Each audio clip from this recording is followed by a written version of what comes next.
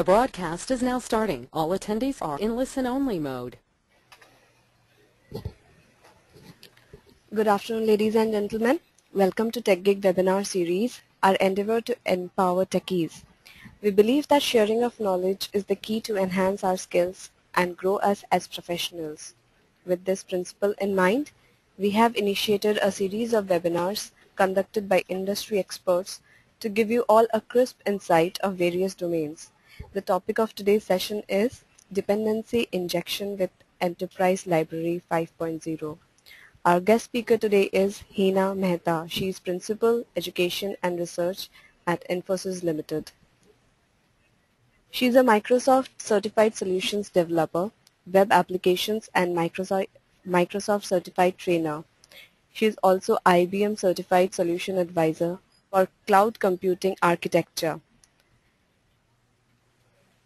She has an overall experience of 18 plus years in the areas of information technology and engineering databases. Application life cycle management and Windows Azure are key areas of work along with management related responsibilities. Currently, she is working on SQL Server 2012 by SQL Server 2014 and VS 2013 products. So without further delay, I introduce you all to our guest speaker. Over to you, Hina. Yeah, thank you, Aradhna, and good evening, all of you. And thanks for taking out time to join this particular webinar, which is on dependency injection in enterprise library.o. So what is it that we are planning to cover as part of the webinar?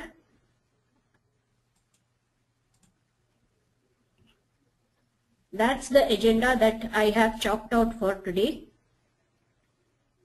We will talk about what a design pattern is, what is dependency injection, what is inversion of control, and how are these together getting implemented in .NET application development using the Unity container and the Unity block in Enterprise Library 5.0.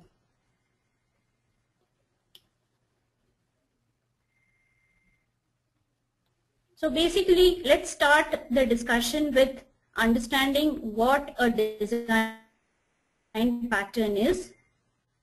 When we do SDLC execution, which is software development life cycle, design patterns help you during the design phase.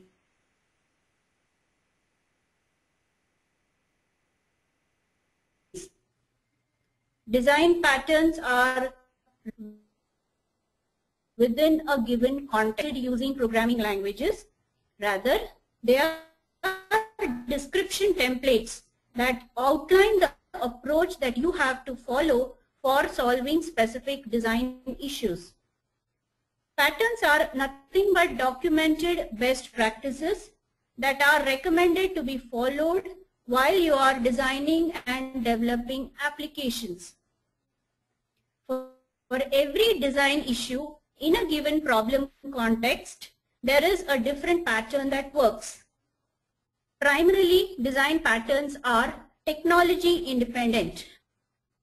You have object-oriented design patterns which can be applied to object-oriented designing, and they can be implemented using any object-oriented languages.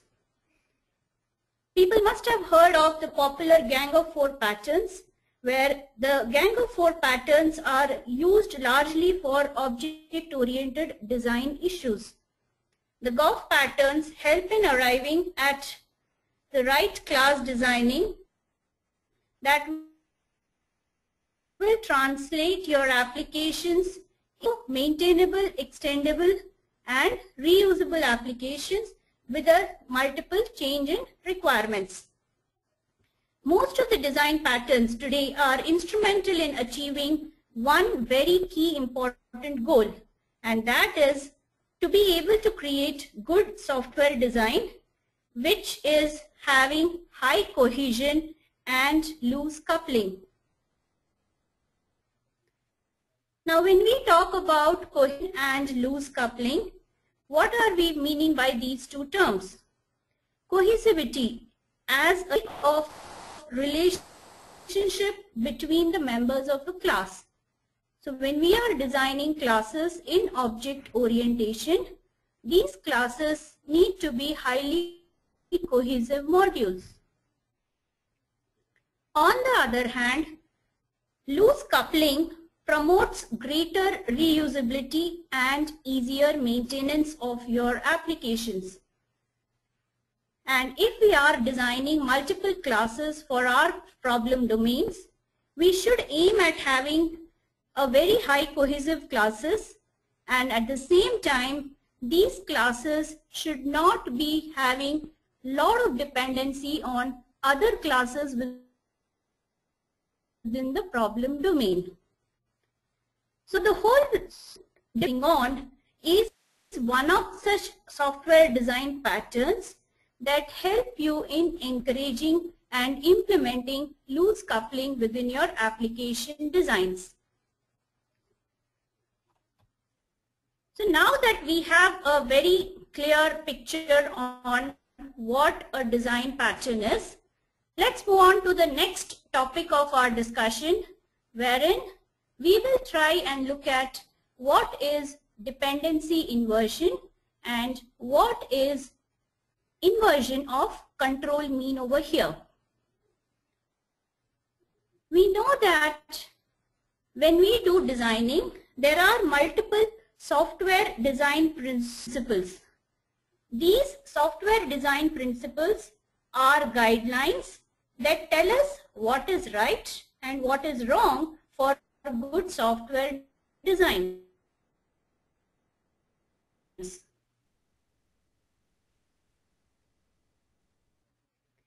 To dependency inversion principle, there are multiple common design principles that are available today.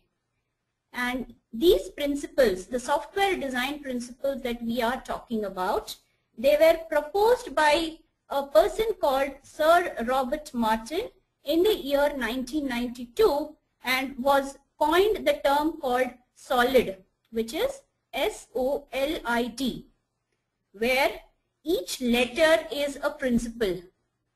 For instance, SOLID, the first letter S stands for single repository or the single responsibility principle.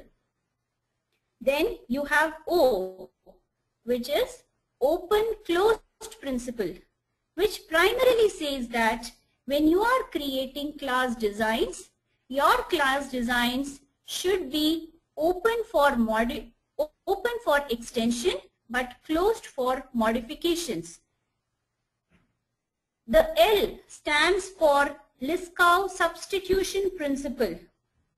The I stands for interface segregation principle, and the last alphabet, which is D, stands for nothing but the dependency inversion principle.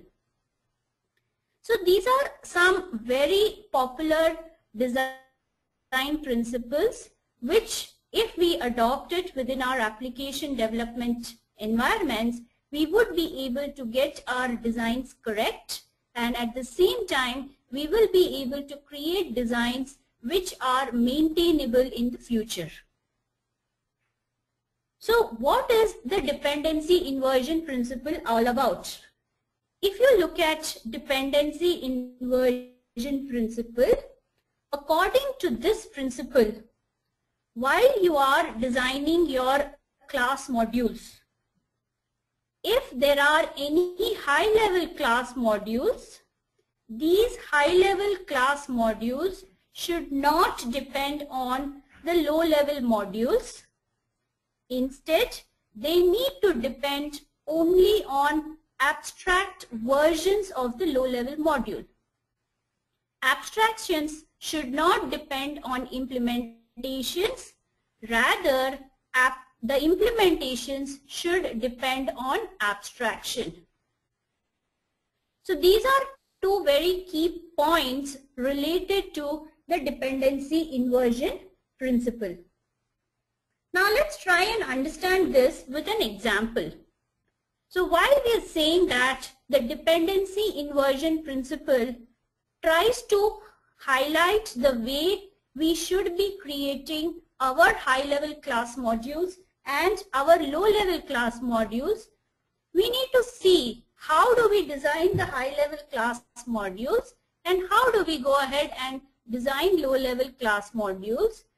Which one could be considered as a high-level class module and what is it that goes as a low-level class module. Now to be able to explain this particular points with an example, let me switch over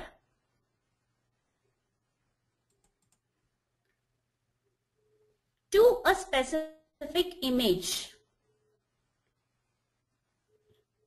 Now in this particular diagram, we are having a copy program module, which means there is a class that I have created which is responsible to perform the copy activity. Now this particular copy program is expected to read some information from an input media and copy that information onto an output media.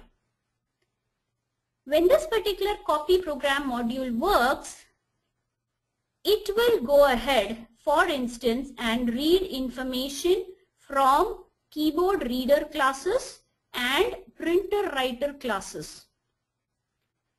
Assuming my application does not use the dependency inversion principle, my copy program module would directly create instances of the keyboard reader and the print writer classes and then go ahead and call maybe the copy functionality of the keyboard reader and the print writer classes.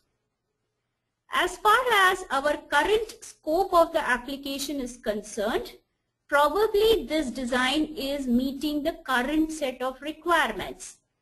However, if over a period of time there are certain enhancements required to your application and your application is expected to extend itself such that in addition to reading from a keyboard reader, the application should also be capable of reading from another input device which is like a file reader. At the same time, it should also be able to write information not just on a print writer object, but it should also be able to copy that information on a file writer object.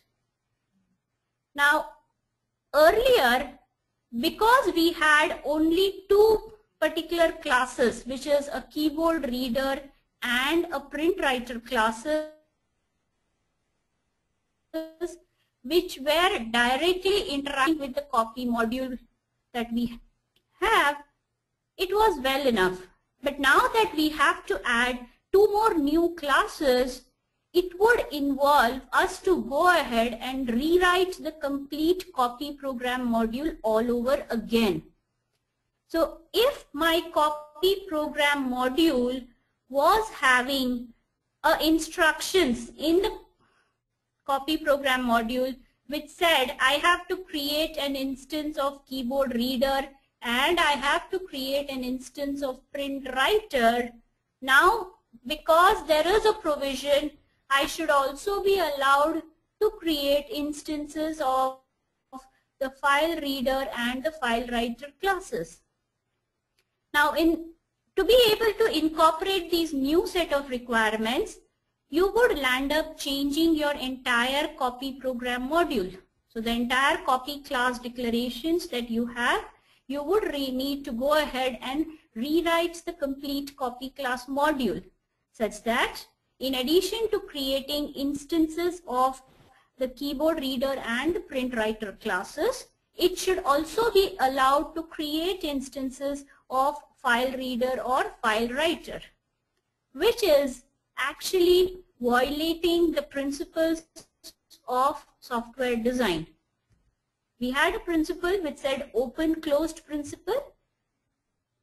In this kind of a scenario, you have a design which is open for extension, but at the same time not closed for modification. The design needs to be completely modified to be able to incorporate all your new requirements, which is a very, very dangerous sign if you have multiple change requests coming in from the customer. Go ahead and change request that comes in. Now in this a high-level class module, which is directly creating instances of the low-level module. Because it is directly creating the instances of the low-level module, there is tight coupling that gets introduced between the high-level modules and the low-level class modules. Again, a violation to our thumb rule for good designing, which said you should have designs which have loose coupling and high cohesivity. But our current design is not supporting loose coupling. To be able to overcome these multiple issues which are there in our previous implementation, we move on to the second implementation, which is using the dependency inversion principle. Now, according to the dependency inversion principle, the high-level module should not depend on the low-level modules directly. So in the second diagram that is there, you can see the high-level module, which is your copy program module, is not dependent on the low-level module classes directly. Instead, you have a layer of abstraction that has got introduced. So you have an interface created for the reader. You have an interface that gets created for the writer. And from these interfaces, the reader interface and the reader-writer interface, I will go ahead and implement different reader objects classes and different writer object classes. So if you notice, your copy program module is a high-level module. It is not interacting with the low-level concrete classes directly. Instead, the high-level module is interacting with the abstracted version of the low-level modules, right? And now the abstracted versions in turn are connecting to the concrete classes and getting it implemented. So if you had created a design, and I would request you to just focus on the circles which are on the black here. So you would see multiple things wherein, just try to highlight it for you once. This happens to be your copy module, right? Then you have your interfaces. So these are your interfaces, and these all are your concrete classes. The high-level module is depending on the low-level abstractions and not on the concrete classes. To start with, just close it without saving. Just give it a minute for it to get refreshed. Yeah. So now if you see, my initial design said the copy program module was using the instances of keyboard reader and file reader and maybe the file writer and the print writer. Over a period of time, if requirements change and now they say, okay, you should also extend the application to read from a scanner and at the same time copy that information onto a Xerox writer class. What I have to do, I need not go ahead and modify my complete design, neither do I need to rewrite my entire copy program module. I will just need to create two additional concrete classes, the scanner class which implements the reader interface, the Xerox writer class which would implement the writer interface, and your copy module remains unchanged. With this introduction, you are ensuring that there is loose coupling that exists between your high-level modules and your low-level modules. So going back to our discussion of dependency inversion principle, where we said when you are designing modules, the high-level modules will not depend on the low-level modules. Instead, they will depend only on the abstract versions of the low-level modules. And abstractions will not depend on implementations. Rather, the implementations would depend on abstractions.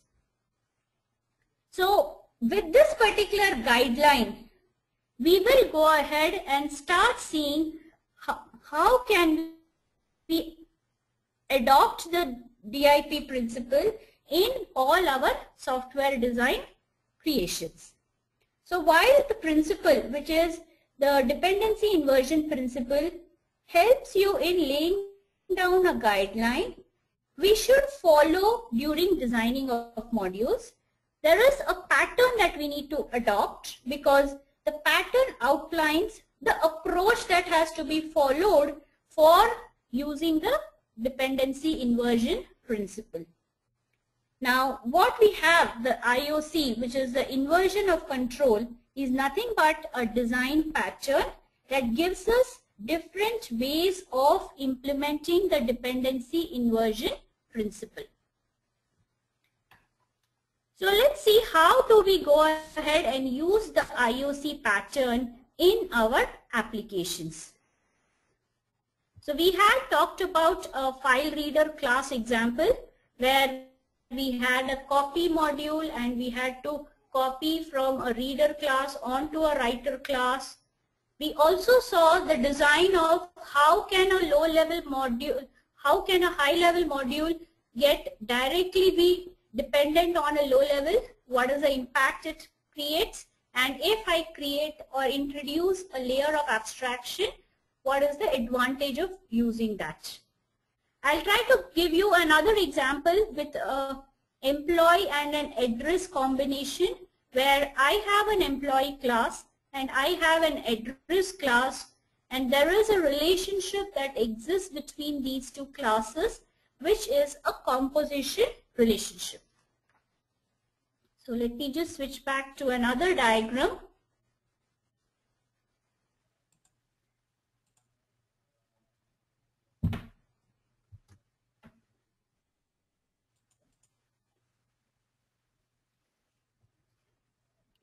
And I'm assuming the diagram is now visible to all of you, wherein take a situation where I have an employee class and an address class. The employee class has got one attribute which is nothing but an object of the address class, right? So if you notice over here in this particular diagram which is displayed, your employee class has got an address, and in addition to having address, it also has employee ID and the employee name.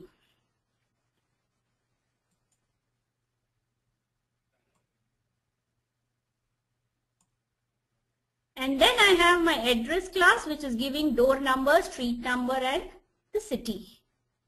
Now in this kind of a class design, if you see, the employee is expected to create an instance of the address class. Your employee is a low level, employee is a high level class, the address is what is a low level class. Employee and address have a composition relationship, and as part of the employee constructor method, you will create an instance of the address class. So the address object is created by the employee constructor, introducing tight coupling between employee and the address class that might get arised. What are these problems? The first problem, there is a dependency which has been introduced. The address class cannot change itself without the employee class not getting impacted.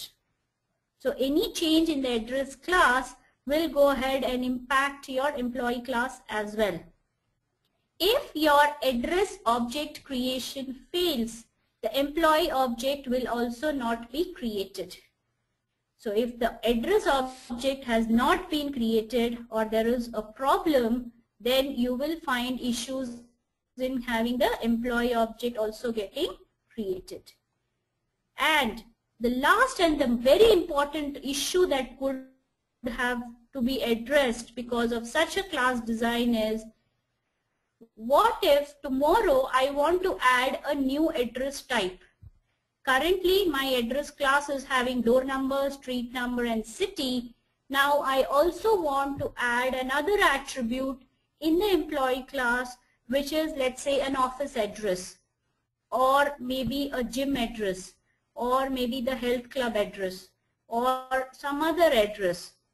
So, while you have new address types being introduced, how do you go ahead and add these new address types as attributes in your employee class?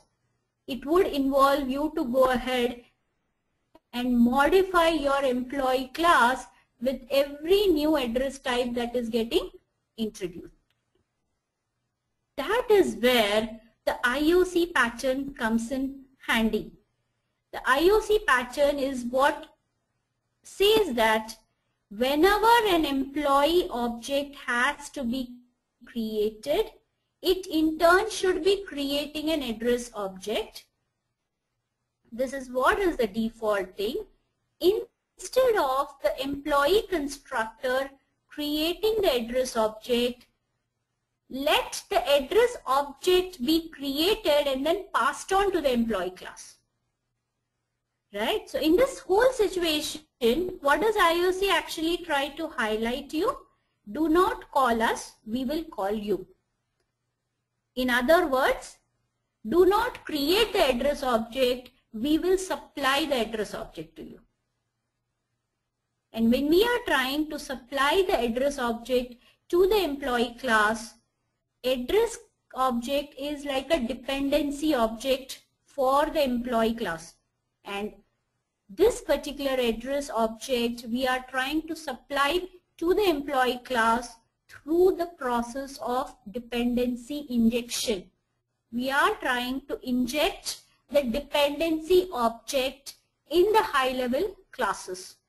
So now with IOC pattern implementation, what we are trying to highlight the point is, whenever a low-level class needs to be instantiated, rather than the high-level class taking the responsibility of instantiating the low-level class, which means in our example context, instead of the employee class taking the charge of creating instances of address class, there would be a mechanism in place which will create address objects and inject it into the employee class based on the requirements.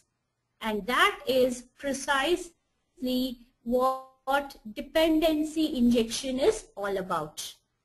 So I'll just move on to the next slide, wherein we've talked about a file reader example.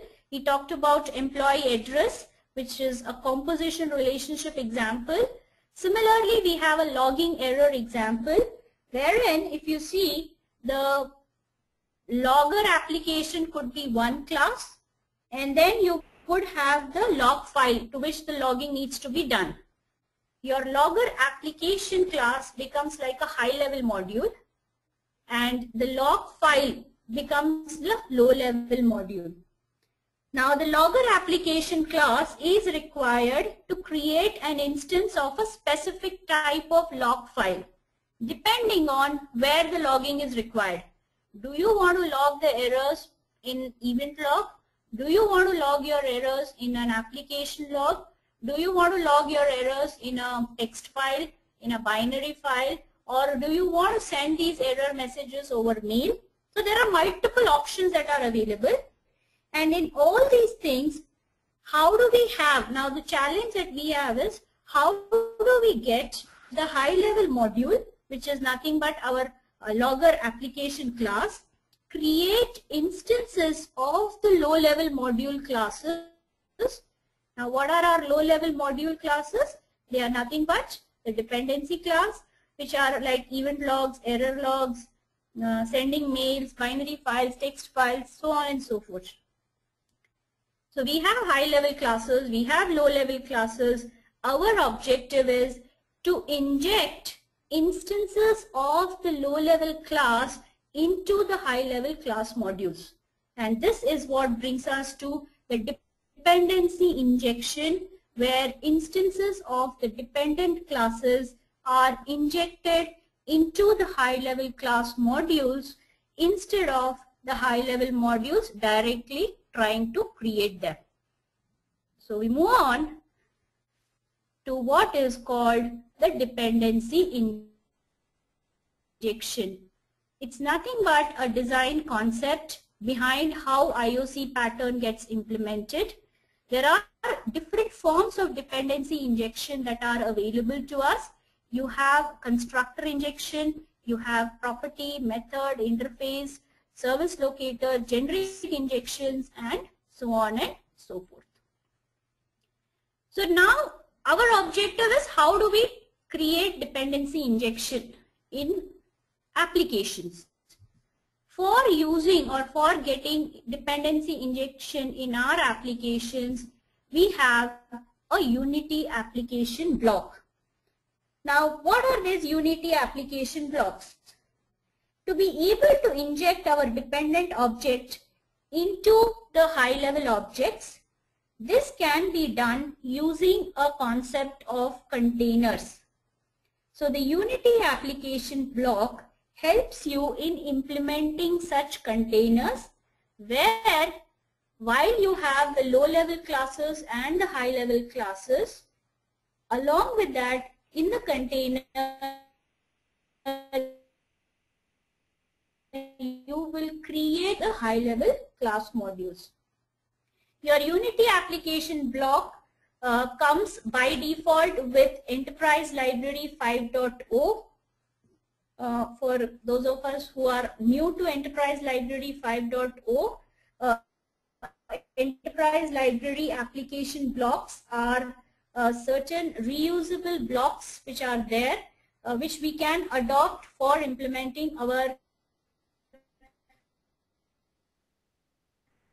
routine day-to-day enterprise applications. So it's nothing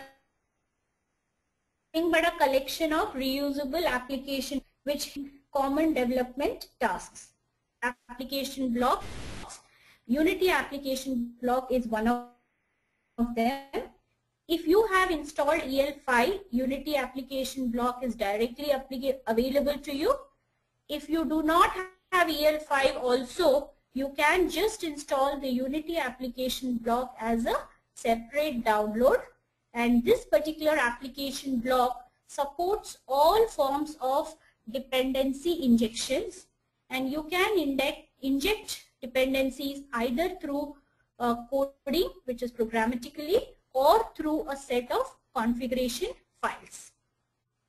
Now let's have a look at a .NET sample that Unity application block 2012 environment, and it uses the EL 5.0 Unity application block. So I'll just switch over to the Visual Studio environment.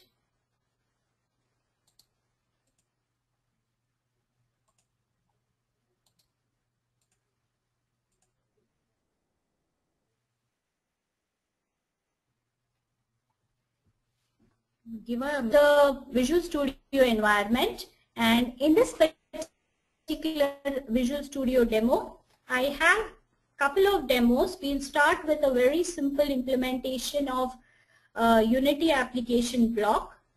So I will just expand this, and I will open up 3 different C# code files that I have. The first one being my main program, which is the program.cs file. The second one is my class definition for logging, the logger example that we talked about in the last. And there is a third file which is basically the app.config.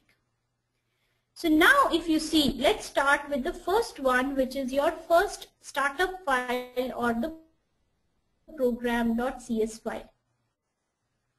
Now because your application block, you will need to add a reference to the Unity application block in Visual Studio for your project. And after you have added a reference to the Unity application block, you will refer to the block assemblies using this line. So if you see, you have one particular line which is saying you are using the application block which is part of Microsoft.practices.unity.configuration and practices.unity. So this is nothing but a namespace that you are trying to import for your C# code.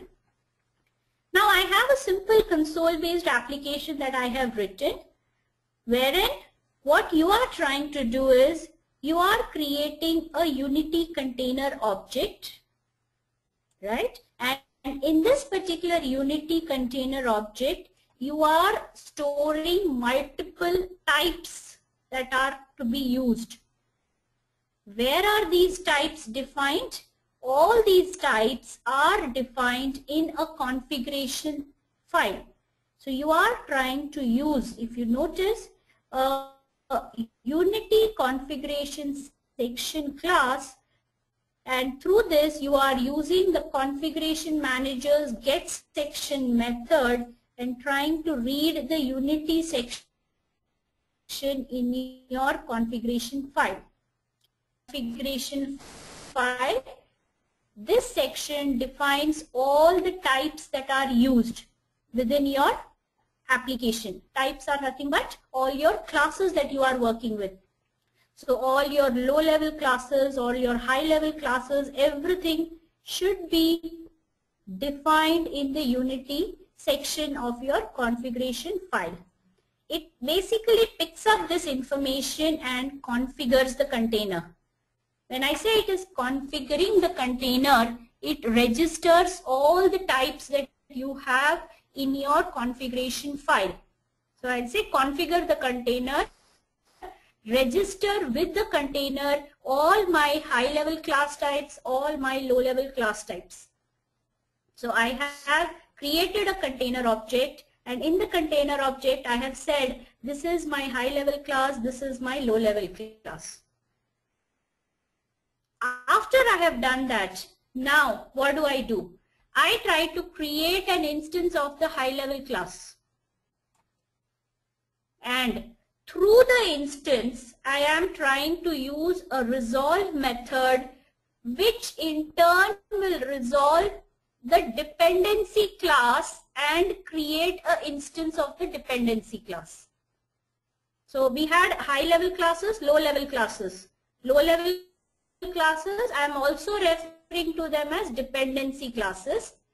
When I create instances of the high-level class, I want the instances of the dependent objects to be automatically created because of a resolve method. And when this automatic creation of the dependency classes happen, how should this instances be injected into the high-level module? To be able to inject the instances of the low-level class in my high-level modules, you would use different injection criteria. So I'll try to show you that. So I create a high-level class instance. And when the high level class instance is created, it in turn creates low level instances also, because of the resolve method of Unity application block. And then I'm trying to call two predefined methods of my high level class. Now let me show you how I have defined my high level class and what is my low level class, wherein I am trying to switch to the class definitions. Right? Now if you look at this particular class definitions, I have my logger, I have a interface called iLogger, and from the iLogger interface I have created classes called null logger, console logger, so on and so forth. I have a class called customer tasks, and this actually acts like my high level class, which is in turn composing or consisting of an object of the logger class. So your logger is a low level class, and if you notice, the customer tasks, which is your high level class module, is holding a variable which is of type iLogger. So it is having a relationship with the abstracted version, not the original version. iLogger in turn has implementations. So with iLogger as an interface, I have created multiple implemented classes like the console logger or the null logger. Rather than creating direct instances of console logger and null logger, my high level class, which is customer tasks, is creating an instance of a iLogger class. So it's creating a reference variable to iLogger interface. And how is this particular low level interface getting instantiated? You need to now store a object address. You need to now instantiate a specific concrete low level class. To be able to do that, you have over here tried to do a property injection, which means you have created a public property by the name called logger, and this property is decorated with an attribute called the dependency attribute. You are now injecting the low level class object through this property called the logger property. And once I have injected it, I'm using that same property to call the appropriate log method. Okay, so that's how it is. Now where am I specifying which particular logging should be activated? Because here I'm saying logger class is a dependency class, but somewhere I need to supply my dependency concrete class information as well. And all that information is what is stored in your configuration file, wherein you have the Unity section. If you remember, in your program.cs, you were trying to read the Unity section, and as part of that section, and you have your Unity containers defined over here, where in the containers you are declaring your types. And when this type is getting declared, what you are saying is the dependency type that you want to be created is console logger class. Right? So you are having high level classes, you are having a low level class which is nothing but a console logger class. Now when I run this, when this happens, configure will do what? The configure method will actually register these types that are there in my configuration file. And the resolve methods, if you notice the next two lines, when I say resolve, these two methods will resolve my dependency object to be console logger object. It will create an instance of this particular object and inject it it as a dependency to my customer task class. And how is that injection happening? That particular dependency injection is happening through a property. Therefore, it is called property injection. If you notice, this is the property that I am using to inject, and it is decorated with the dependency attribute. So now that we have a clear picture of how we are writing our classes, let me try and execute this sample.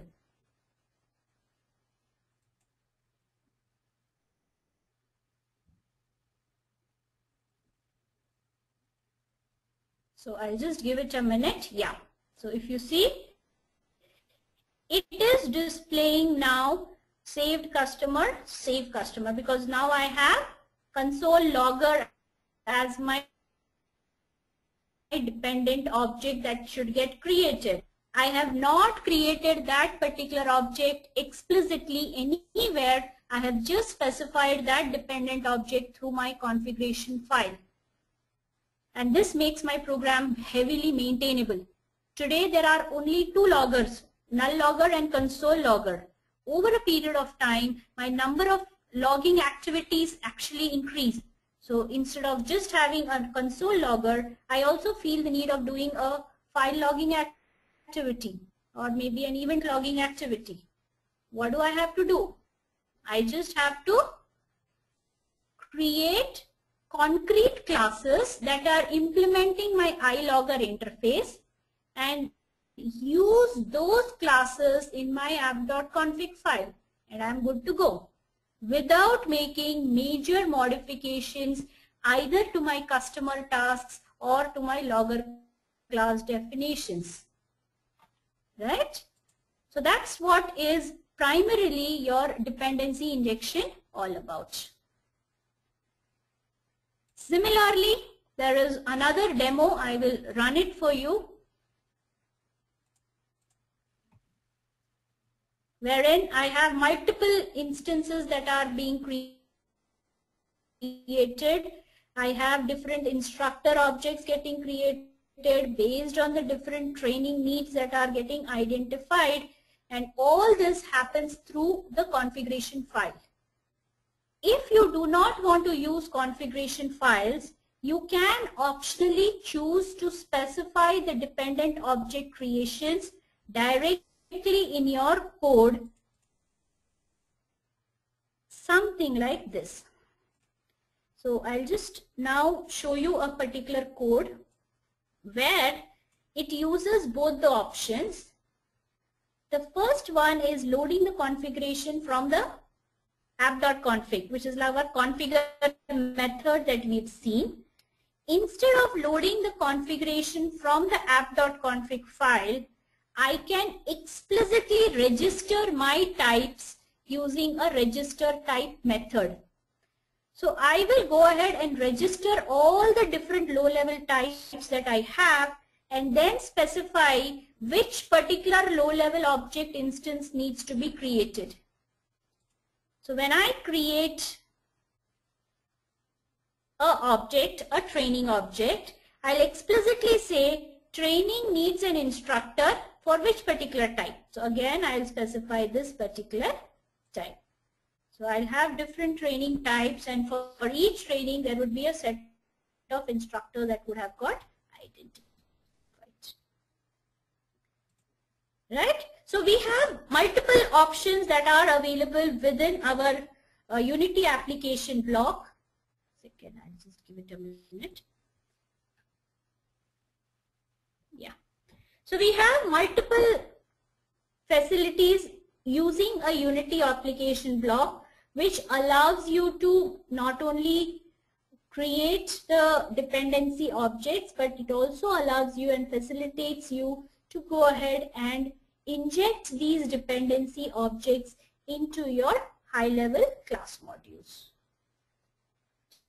Just to summarize, we have tried to gather an understanding on what were design patterns and how is it that we will be using the dependency inversion principle. What do you mean by inversion of control? what is dependency injection all about, and lastly combine all of them into a .NET sample which uses the Unity application block, and as part of the Unity application block we have the Unity container which registers our required types and create instances of these dependent types. So with this I am done with the session. We can now take questions from people if there are any. Thanks for the insightful presentation, Hina. Let's quickly take up the questions now. I request you to read out the questions and their answers so that all our users may listen to your insights. You can get them at the questions doc. Okay. Are you able to see them? Yes. So let me read out the questions.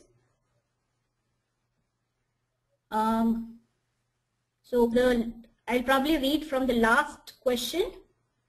The first one is, can we decide on runtime which low class to call? Yes, you can definitely take a decision on which particular low-level object needs to get invoked based on the user's choice as well. You will have to specify the name and then pass that as a parameter while you are creating the required instance. Okay, dependency injection happens at compile time or runtime. What happens at compile time is only type registrations. When you actually run the program at that state, your dependent objects are created and then they are injected into your high-level class modules. So I have answered the first two questions. Moving on to the next question that I have, which says, should we always adopt the IOC in case of has a relationship? It is not necessary that you should always have a has a relationship to be able to use IOC. You can use IOC in totally unrelated classes also, whereas there is a dependency that exists, but the maximum form of dependency that is available is primarily with a has a relationship. Okay, I'm moving on to the next question. How about implementing these design patterns without the Unity application block? To a large extent, it is possible, but it is little difficult because you have to then take care of injecting the dependency class objects in your high-level class modules. With Unity application block, these things are auto-configured through the configuration file and it requires less amount of coding in implementing the dependency inversion principle. Okay, the next question that I have is how dependency injection can inject the services data contract. You do have injection possible with a service locator injection, wherein what we try to do is we will try and inject the service reference of which particular service needs to get invoked. So while we are in the previous samples that I have shown you, try to create low-level objects with service injections. We will try to create the service references and inject them into the high-level class modules so that the required service functionality can be invoked. Okay, coming on to the next question. How new class will be added to the application when you want to add a new class? So currently, if you saw my last demo on logger, we had a null logger and a console logger class.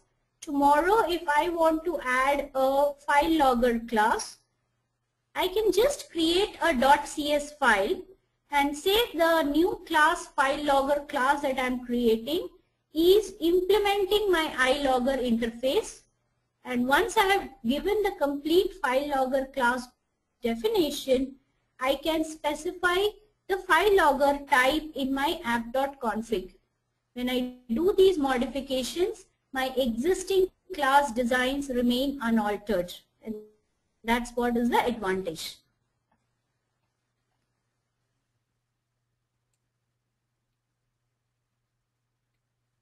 Okay, is EL5 support MVVM also? Yes, you do definitely have a support of MVVM in EL5. Moving on to the next question.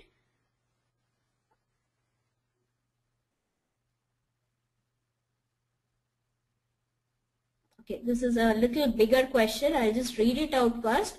As you have explained regarding the Unity container, I have one application Unity with null logger and console logger, and the second Unity application block with XYZ logger and ABC logger.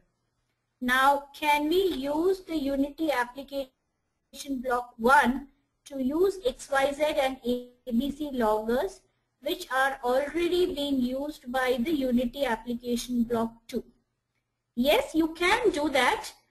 The only requirement would then be that in your Unity application block 1, for that particular container, you should have all the types which it needs to be first registered. So now, instead of just registering the null logger and the console logger class, you would also need to register the XYZ logger and the ABC logger classes, and then go ahead and use it.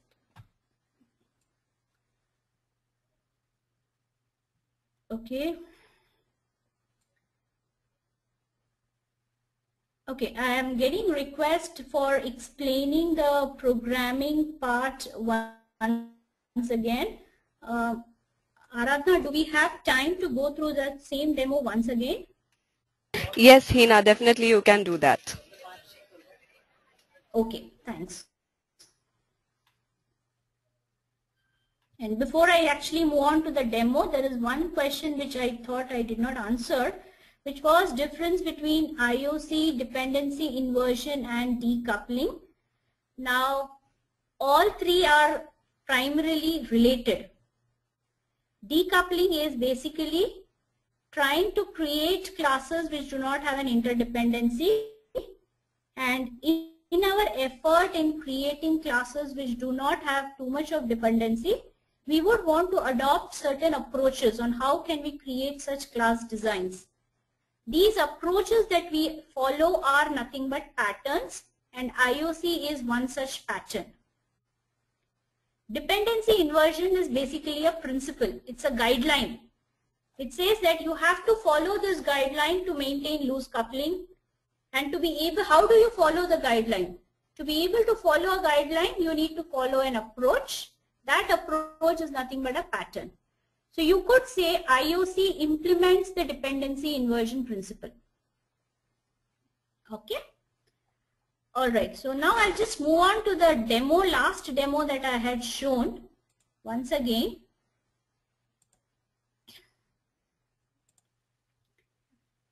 Wherein I have my program.cs, I have my logger.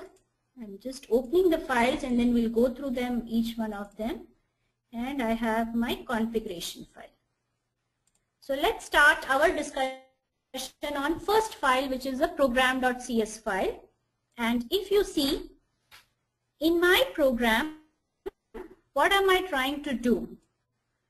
I have used the Unity application block, and through the Unity application block usage, I have first created a Unity container, which is my first instruction in the program. After I create a Unity container, then I try to register all my types in this container.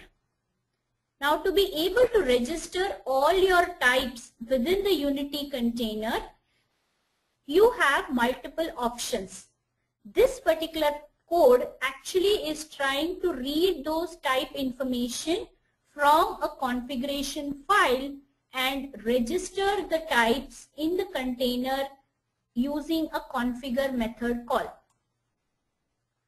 So I create the container and then add all my types which my application is using within the container and do a registration of the types. So this is the line which creates the container. Okay, and the next two lines basically registers my type information as defined in my configuration file. After I have registered all my types in the Unity container, now I create an instance of the high-level class. And when I create the instance of a high-level class, which is customer tasks, I want the high-level class to be automatically injected with the dependency class instance also, right? So to be able to do that, you call a method called resolve. What does the resolve method do? It scans your high-level class and identifies which particular object needs to be created as a dependency object. So in your customer tasks class, you would have identified one particular object that should be one particular place where you need to inject your dependency. Based on that information, it creates a dependency object and injects it into your high-level class. After that is done, then you are calling some functionality of your high-level class modules. Now, what does a resolve method do? The resolve method basically scans your high-level class, which is the customer tasks. So let us see what is there in your customer tasks. In your customer tasks class, this is your high-level class, you have a particular low-level class reference, which is nothing but a logger class, and I am trying to create a dependency property which should be initialized, right? So you have a logger and then you have a dependency property because you are doing a property injection this time. You will create your dependency object and assign it to this particular property. After your dependency object is created, logger will be initialized with the dependency object reference, and that is used to call your appropriate log method. And lastly, if you see what is there in your configuration file, you are creating or specifying what is your dependency type. So you are saying this is your base class and this is your, this is your base interface, and from here you have a dependency object that needs to get instantiated. So I am saying when it says resolve, it has to create a dependency object.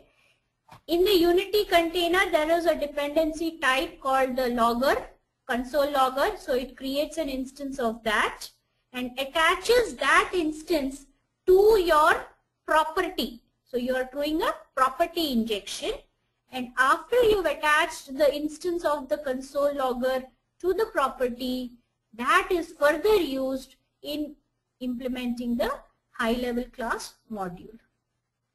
Okay, so if you notice your logger class, this is your dependency property injection. Okay, I'm hoping it has answered the questions which people had. I don't see any other new questions coming up. Hina, we have There's another question which says, can we implement or, yeah.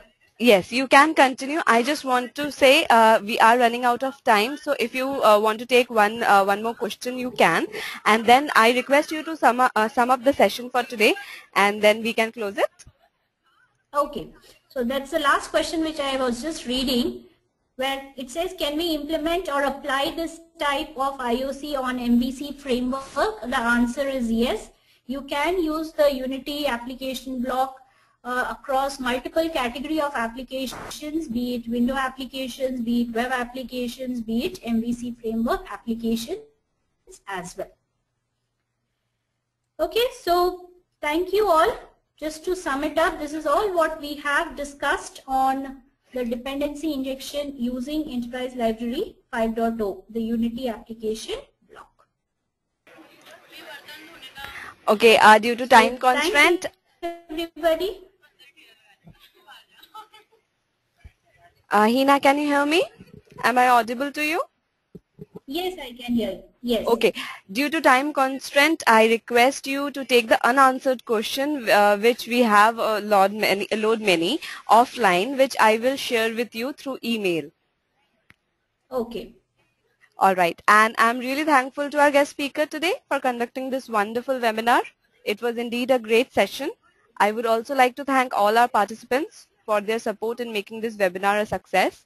The recording of the webinar will be available on techgig.com by tomorrow. Thank you all for joining us today. Thank you, Hina, for taking time out for this webinar. Thank you, everybody. Thank you, Hina, and have a great evening ahead. Merry Christmas to all of you out there. Thank you. Merry Christmas to all of you also. Bye, Hina. We close down the session for today. Yeah, bye.